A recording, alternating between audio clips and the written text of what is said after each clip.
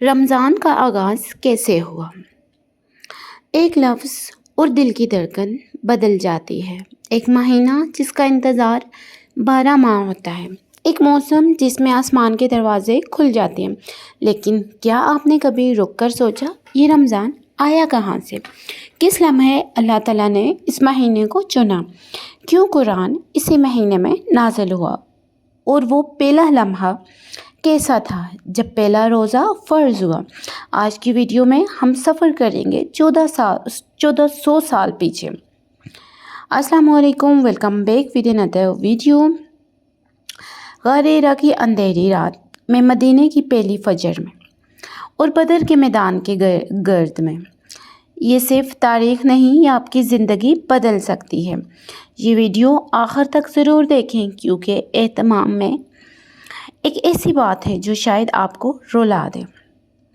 رمضان کا نام کہاں سے آیا؟ رمضان عربی زبان کا لفظ ہے جو لفظ رمض سے نکلا ہے۔ رمض کا مطلب ہے شدید گرمی۔ علماء نے اس کی کئی تشریحات بیان کی ہیں۔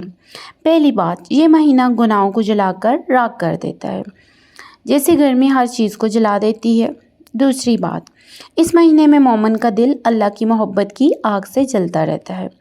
تیسری بات، یہ مہینہ نفس کو گرمی کی طرح تپاتا ہے تاکہ زنگ اتر جائے۔ امام ابن منظور نے لسان العرب میں لکھا ہے کہ رمضان گناہوں کو اس طرح جلاتا ہے جیسے دھوپ گیلی زمین کو خشک کر دیتی ہے۔ اور یاد رہے، رمضان اسلامی سال کا 9واں مہینہ ہے۔ لیکن یہ سوال ہے کہ یہ مہینہ خاص کیوں ہے؟ آئیے آگے چلتے ہیں۔ رمضان سے پہلے کی دنیا۔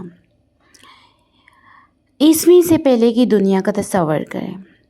عرب جہالت کے اندھیروں میں ڈوبا ہوا تھا۔ لڑکیوں کو زندہ دفن کیا جاتا تھا۔ بت پرستی عام تھی۔ کعبے میں 360 بت تھے۔ قبائلی جنگیں نسل در نسل چلتی رہی۔ غریب کا استحال، امیر کا ظلم، یہی زندگی تھی۔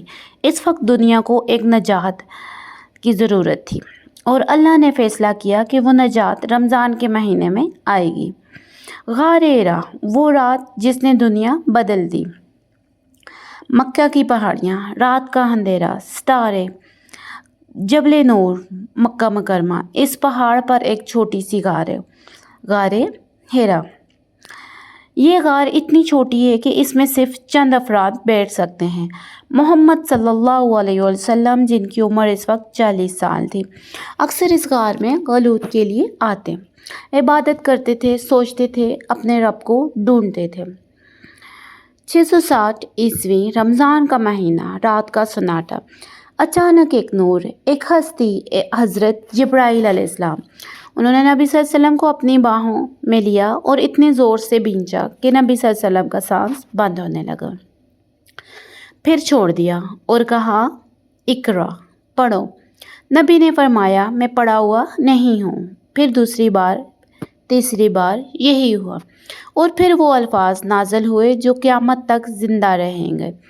اقرا بسم ربک الذی خلق، پڑھو اپنے رب کے نام سے جس نے پیدا کیا ہے۔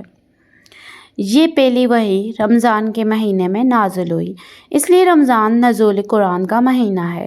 نبی کریم صلی اللہ علیہ وسلم گھر واپس آئے کانپتے ہوئے حضرت خدیجہ رضی اللہ تعالیٰ عنہ کے پاس۔ انہوں نے کہا، مجھے چادر اڑاؤ، مجھے چادر اڑاؤ۔ حضرت خدیجہ نے انہیں تھام لیا، تسلی دی، حوصلہ دیا۔ رمضان کی وہ رات دنیا کے لیے نئی زندگی کا آغاز تھی۔ لیلۃ القدر، 1000 مہینوں کی رات۔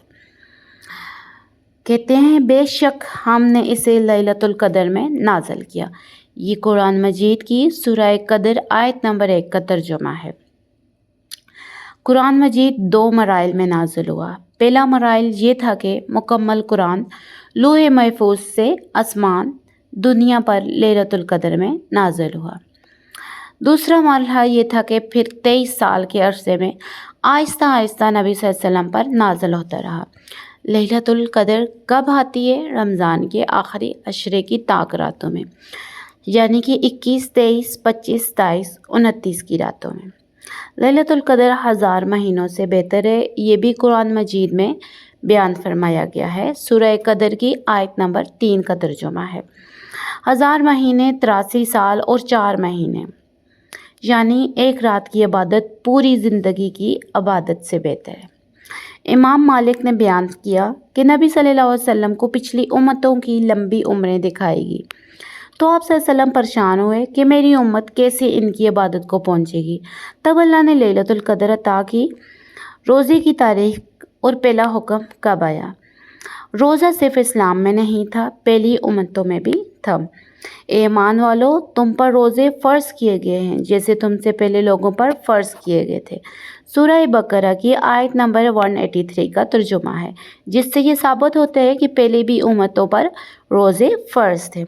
حضرت آدم علیہ السلام ہر مہینے کے 3 روزے رکھتے تھے۔ حضرت موسیٰ علیہ السلام 40 دن کا روزہ رکھا، توریت نازل ہوئی۔ حضرت عیسیٰ علیہ السلام 40 دن کا روزہ رکھا۔ اسلام میں روزے کب فرض ہوئے؟ ہجرت مدینہ کے بعد 2 ہجری شعبان کے مہینے میں، یعنی آج سے تقریباً 1400 سال پہلے یہ حکم آیا۔ علامہ ابن کثیر نے تحریر کیا ہے کہ روزے کی فرضیت 10 شعبان 2 ہجری کو ہوئی۔ پہلے روزے کی مشکل قوانین اور اللہ کی رحمت۔ مدینہ کی گلیاں، صحابہ کرام کی سادہ زندگی۔ ابتدا میں روزے کا قانون یہ تھا کہ نماز عشاء کے بعد یعنی رات کو سونے سے پہلے تک کھانا جائز تھا، لیکن اگر کوئی سو جاتا تو پھر اگلی افطار تک کچھ نہیں کھا سکتا تھا۔ ایک صحابی حضرت قیس بن سرما دن بھر محنت کی، واپس آئے، کھانا بنا لیکن اتنی تھکاوٹ تھی کہ سو گئے۔ اگلے دن روزہ رکھنا پڑا، بھوک اور پیاس میں بے ہوش ہو گئے۔ نبی کریم صلی اللہ علیہ وسلم کو خبر ہوئی تو آپ صلی اللہ علیہ وسلم کو بہت تکلیف ہوئی، اور پھر اللہ تعالیٰ نے آیت نازل فرمائی، روزے کی رات تمہارے لیے اپنی بیویوں کے پاس جانا حلال کیا گیا۔ سورہ بقرہ میں آیت نمبر 187 کا ترجمہ یہ ہے، یعنی اللہ نے پوری رات کو افطار اور سحری کے لیے آزاد کر دیا۔ یہ ہے اسلام کی خوبصورتی۔ اللہ مشکل نہیں چاہتا، آسانی چاہتا ہے۔ اللہ تمہارے ساتھ آسانی چاہتا ہے، تنگی نہیں چاہتا۔ یہ سورہ بقرہ 185 آیت کا ترجمہ ہے۔ رمضان کی روحانی تاریخ، دعا کی قبول ہونے کا وقت۔ روزے کی آیتوں کے بیچ میں اللہ نے ایک آیت نازل فرمائی جو بظاہر موضوع سے الگ لگتی ہے، لیکن اس میں بہت بڑا راز ہے۔ اس آیت کا ترجمہ کچھ یوں ہے، اور جب میرے بندے تم سے میرے بارے میں پوچھیں تو بے شک میں قریب ہوں۔ یہ آیت روزے کی آیتوں کے درمیان کیوں آئی؟ اس لیے کہ رمضان وہ مہینہ ہے جب اللہ سب سے زیادہ قریب ہوتا ہے۔ رمضان میں دعا مانگو، اللہ سنتا ہے، اللہ قبول کرتا ہے۔ نبی صلی اللہ علیہ وسلم نے فرمایا، روزے دار کی افطار کے وقت کی دعا رد نہیں کی جاتی ہے، تو اگلی بار جب افطار کا وقت آئے ہاتھ اٹھائیں، دل کھول کر مانگیں۔ غزوہ بدر رمضان کا پہلا معجزہ تھا۔ 2 ہجری 17 میں یہ اسلام کی پہلی بڑی جنگ تھی۔ مسلمانوں کی تعداد 313، گھوڑے صرف 2، اونٹ صرف 70، تلواریں بھی مکمل نہیں تھیں۔ قریش کا لشکر 1000 سپاہی، گھوڑے 100، ذرائع بختر 600۔ انسانی طاقت کے لحاظ سے یہ مقابل بالکل غیر برابر تھا۔ نبی کریم صلی اللہ علیہ وسلم رات بھر اللہ سے دعا مانگتے رہے، روتے رہے، گڑ گڑاتے رہے۔ اے اللہ، جو تو نے مجھ سے وعدہ کیا وہ پورا فرما۔ اور پھر اللہ نے فرشتے بھیجے۔ جب تم اپنے رب سے فریاد کر رہے تھے تو اس نے قبول فرمایا کہ میں 1000 فرشتوں سے تمہاری مدد کروں گا۔ یہ سورہ انفال میں آیت نمبر 9 کا ترجمہ ہے۔ رمضان میں روزہ رکھ کر اللہ نے معجزہ دکھایا، کفار مارے گئے، 70 قیدی بنائے گئے، مسلمان 314 فاتح ہوئے۔ فتح مکہ رمضان کی سب سے بڑی فتح تھی۔ ہجری رمضان کا مہینہ 8 ہجری نبی صلی اللہ علیہ وسلم نے 10,000 مسلمانوں کے ساتھ مکہ کی طرف پیش قدم کی۔ یہ وہی مکہ تھا جس نے 13 سال تک آپ صلی اللہ علیہ وسلم کو اذیت دی۔ یہ وہی لوگ تھے جنہوں نے آپ صلی اللہ علیہ وسلم کو وطن سے نکالا، اور جب مکہ فتح ہوا نبی صلی اللہ علیہ وسلم نے اعلان کیا، جاؤ تم سب آزاد ہو۔ دشمنوں کو معاف کر دیا گیا، انتقام نہیں لیا گیا۔ کعبے میں داخل ہوئے، 360 بتوں کو توڑا گیا۔ سورہ اسراء آیت نمبر 81 میں ترجمہ ہے، حق آ گیا اور باطل مٹ گیا۔ رمضان کا سب سے بڑا سبق، طاقت ملے تو معاف کرو، یہی رمضان کا پیغام ہے۔ رمضان میں نازل ہونے والی آسمانی کتابیں، کیا آپ جانتے ہیں صرف قرآن ہی نہیں، تمام آسمانی کتابیں رمضان میں نازل ہوئی ہیں۔ حضرت امام احمد کی روایت کے مطابق نبی صلی اللہ علیہ وسلم نے فرمایا، صفحہ ابراہیم علیہ السلام رمضان کی پہلی رات نازل ہوا، توریت رمضان کی 6 تاریخ کو نازل ہوا، انجیل رمضان کی 13 تاریخ کو نازل ہوا، زبور رمضان کی 18 تاریخ کو نازل ہوا، قرآن مجید رمضان کی 24 تاریخ کو نازل ہوا۔ رمضان وحی کا مہینہ ہے، کلام اللہ کا مہینہ ہے، اسی لیے اس مہینے میں قرآن کی تلاوت سب سے اہم عمل ہے۔ تراویح کی تاریخ، کیا تراویح ہمیشہ سے ایسی تھی؟ نبی کریم صلی اللہ علیہ وسلم نے رمضان کی کچھ راتیں مسجد میں نماز پڑھی، صحابہ بھی شامل ہوئے، لیکن پھر آپ صلی اللہ علیہ وسلم نے گھر میں پڑھنا شروع کر دیا، اس ڈر سے کہ یہ فرض نہ ہو جائے۔ حضرت ابوبکر صدیق رضی اللہ تعالیٰ عنہ کے دور میں بھی لوگ الگ الگ پڑھتے رہے۔ حضرت عمر کے دور میں انہوں نے مسجد میں سب کو دیکھا، کوئی اکیلا پڑھ رہا ہے، کوئی چھوٹے گروہ میں پڑھ رہا ہے۔ حضرت عمر نے کہا، یہ لوگ اگر ایک امام کے پیچھے جمع ہو جائیں تو کتنا بہتر ہو، اور یوں حضرت ابی بن کہب کو امام مقرر کیا گیا۔ حضرت عمر نے فرمایا، کیا اچھی بات ہے یہ۔ تراویح 8 یا 20 رکعت ہے، علماء میں اختلافات ہیں، دونوں پر عمل جائز ہے۔ رمضان کا اصل مقصد تقوی کیا ہے؟ تاکہ تم تقوی حاصل کرو۔ سورہ بقرہ کا ترجمہ ہے لعلکم تتقون۔ تقوی کا لفظ واقعہ سے ہے، یعنی ڈھال، حفاظت۔ تقوی یعنی اللہ کی ناراضگی سے بچنے کی ڈھال، اپنے اور گناہ کے درمیان رکھنا۔ ایک بزرگ نے فرمایا، تقوی یہ ہے کہ تم کبھی اللہ کو وہاں نہ پاؤ جہاں سے اس نے منع کیا ہے، اور کبھی اللہ کو وہاں سے غائب نہ پاؤ جہاں اس نے حکم دیا ہے۔ رمضان کا روزہ ٹریننگ دیتا ہے، بھوک میں صبر، نفس کو قابو سکھاتا ہے، حلال چیز چھوڑنا، حرام سے بچنا آسان کر دیتا ہے، راتوں کو جاگنا دنیا کی محبت کم کرتا ہے، صدقہ دینا دل سے مال کی محبت نکالتا ہے۔ روزہ صرف پیٹ کا نہیں، روح کا بھی ہوتا ہے۔ اعتکاف کیا ہے؟ رمضان کی روحانی چھوٹیت۔ نبی کریم صلی اللہ علیہ وسلم آخری عشرے میں ہمیشہ اعتکاف فرماتے، یعنی مسجد میں گوشہ نشین ہو جانا، دنیا سے کٹ جانا، صرف اللہ کے لیے۔ جب رمضان آتا تو نبی صلی اللہ علیہ وسلم کا بستر لپیٹ دیا جاتا۔ حضرت عائشہ فرماتی ہیں، رمضان کے آخری عشرے میں نبی کریم صلی اللہ علیہ وسلم اتنی محنت فرماتے جتنی کسی اور وقت نہیں کرتے۔ صحیح بخاری میں ہے، نبی صلی اللہ علیہ وسلم نے 1 سال وفات سے پہلے 20 دن اعتکاف فرمایا۔ اعتکاف یعنی اللہ سے ملانا، زندگی کی سب سے قیمتی ملاقاتیں۔ صحابہ کرام کا رمضان کیسا ہوتا تھا؟ صحابہ کرام 6 مہینے رمضان کی آمد کی دعا کرتے تھے، اے اللہ ہمیں رمضان تک پہنچا دے، اور رمضان کے 6 مہینے بعد قبولیت کی دعا کرتے، اے اللہ ہم سے قبول فرما۔ حضرت عبداللہ بن عمر پورا قرآن تراویح میں ختم کرتے تھے۔ حضرت علی رمضان میں رات کو سوتے ہی نہیں تھے۔ امام زہری فرماتے تھے، رمضان تلاوت اور کھانا کھلانے کا مہینہ ہے۔ وہ لوگ رمضان کو سوشل میڈیا کے ساتھ نہیں ٹھہراتے، اللہ کے ساتھ گزارتے تھے۔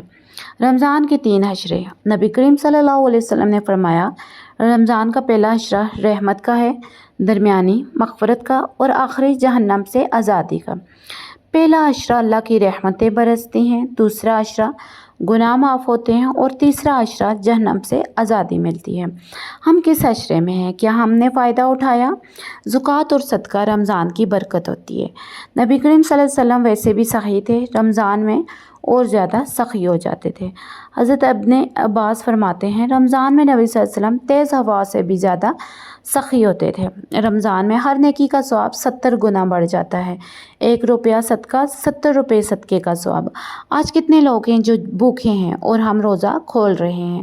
صدقہ فطر رمضان کے اہتمام پر ہے، ہر مسلمان پر واجب ہے، تاکہ غریب بھی عید خوشی منا سکیں۔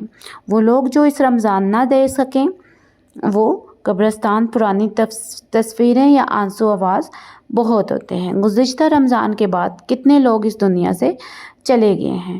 آپ کا کوئی عزیز، باپ، ماں، دوست، بھائی جو پچھلے رمضان میں آپ کے ساتھ تھے لیکن آج نہیں ہیں، وہ وہ بھی سوچتے ہوں گے کہ ایک اور رمضان آئے گا لیکن نہیں آیا، ان کے لیے ہم کیوں یقین کریں کہ اگلا رمضان ہمارے لیے آئے گا؟ شاید یہ آخری رمضان ہو، تو کیا ہم نے اسے آخری رمضان سمجھ کر گزارا؟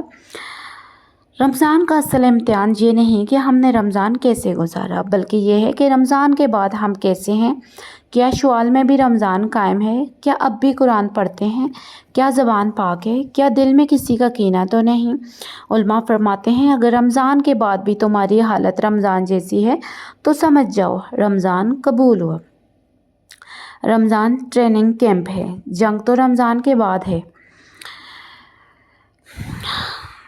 میرے پیارے ویورز، سال پہلے ایک پہاڑ کی ایک چھوٹی سی غار، 1400 سال پہلے ایک آواز آئی، اقرا پڑھو۔ اس ایک آواز نے دنیا بدل دی۔ آج ہمارے پاس وہ قرآن ہے، وہ رمضان ہے، لیکن کیا ہم نے اس کی قدر کی؟ نبی کریم صلی اللہ علیہ وسلم نے کس قدر تکلیفیں اٹھائی تاکہ ہم رمضان بناتے رہیں؟ صحابہ نے کس قدر قربانیاں دیں تاکہ یہ دین ہم تک پہنچے، اور ہم موبائل پر وقت گزارتے ہیں اور رمضان جاتا رہتا ہے۔ آج ابھی اس لمحے ایک فیصلہ کریں، یا اللہ میں وعدہ کرتی ہوں کہ باقی رمضان یا اگلا رمضان میں بہتر طریقے سے گزاروں گی۔ اے اللہ ہمیں رمضان تک پہنچا اور ہم سے قبول فرما۔ اگر آج کی ویڈیو نے آپ کے دل کو چھوا تو یہ ویڈیو کسی ایک دوست کو ضرور بھیجیں، لائک کریں، چینل سبسکرائب کریں، کمنٹ میں لکھیں اس رمضان آپ ایک خاص بات کیا کرنا چاہتے ہیں۔ اللہ آپ کو رمضان کی برکتیں عطا فرمائے، آمین یا رب العالمین۔ Thank you for watching. اللہ حافظ۔